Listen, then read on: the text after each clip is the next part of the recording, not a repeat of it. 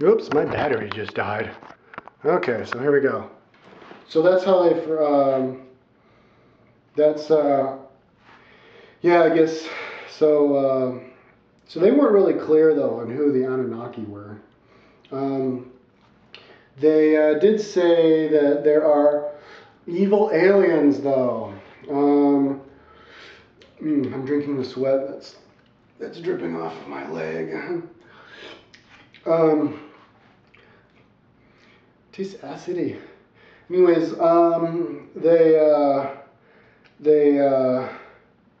they didn't say who they were. They did say there were evil aliens though. The Orions, I guess, are evil aliens. They said that you can see how the world works is you have positive and negative, and so positive is, and they're always, it's like the two poles. Positive is service to others, negative is service to self, and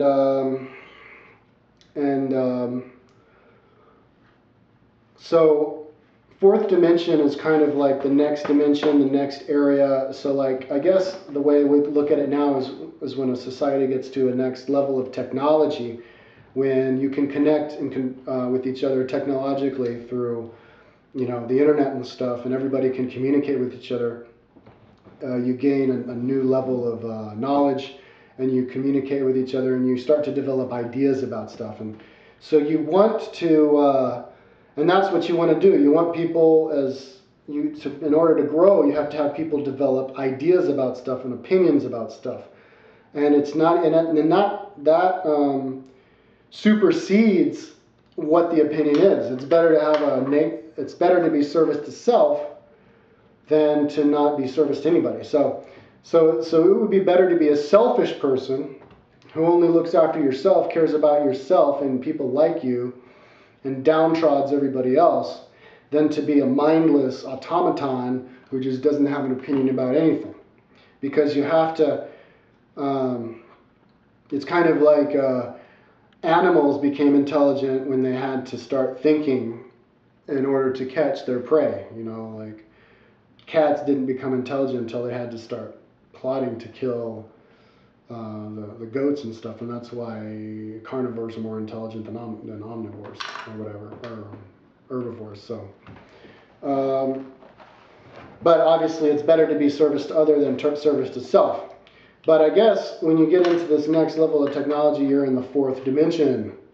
And so the fourth dimension can be service to self also. So we can have, so that's why, and so maybe, apparently, according to Ra, the Venusians, they were very, that's where, like all of the, all the ugliness of the world, like slavery and everything, that is a representation of service to self, which is natural. We want to try to grow out of it and not have that. But there's also a hyper-dimensional aspect to that, an influence, and it's these aliens, these Orion aliens who come here, and they psychically influence us because they want us to be like them, to graduate onto their world so that we can serve them, and once we get into their dimension and stuff. And Ra was even saying, because they were channeled through three people. I think one name was Barbara Eckert or something, and then some other guy, Phil something or other, and some other guy. And I guess they stopped doing the Ra Lavan channelings because one of the guys went insane. I guess he was always constantly under psychic attack by these evil aliens from the fifth dimension, from Orion.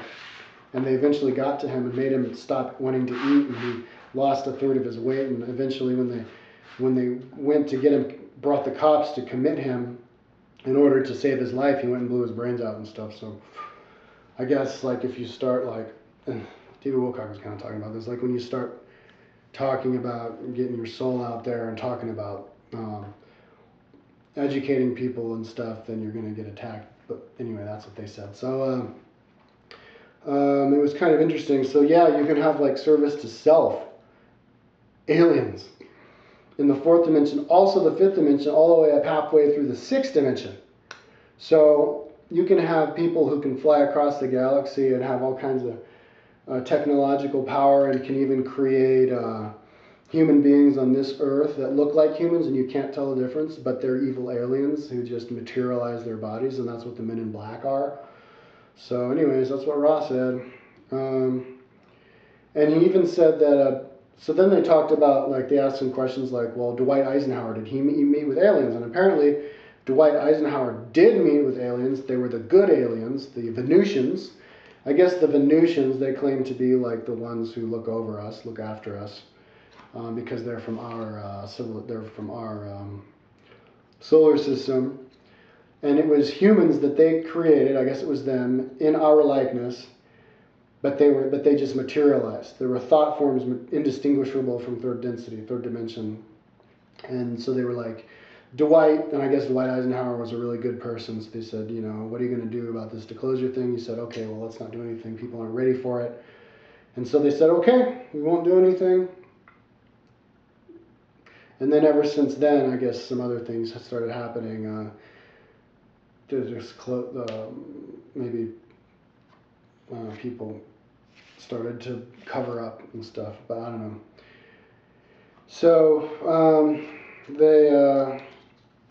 they also said that we have technology, alien technology, and we have like as of 1982, we had 500 drones, unmanned drones that our government used to fly around and I guess used as protectors against other countries or something that could fly half the speed of light or something like that. And even the aliens have these unmanned drones that fly around and monitor us, and that's what the Tunguska explosion was all about. One of their drones, one of the good aliens' drones, got sick and they had to blow it up.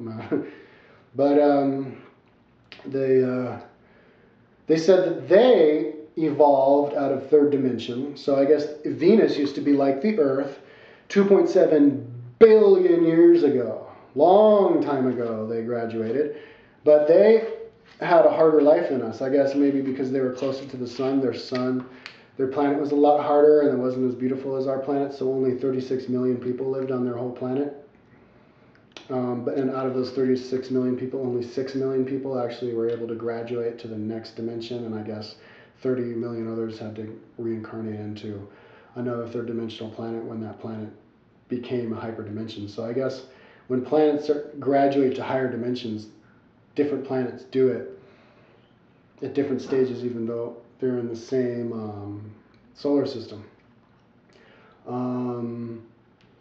So for example, Venus would be first dimension or first density because it's only rock, and then so I guess, and the people who helped them, who were their aliens and helped them, and built their pyramids and all this, have since gone into the eighth dimension, and they don't even understand what the eighth dimension is. They can't even talk about it. It's like we're all connected with the whole universe. And they said something, and this is something that I would like to bring up, maybe if somebody has something to say, is that when they graduate, and that's why you have these, what are they called? Christians call it the ascension. When they do it, people all do it at once because you're like a planetary family.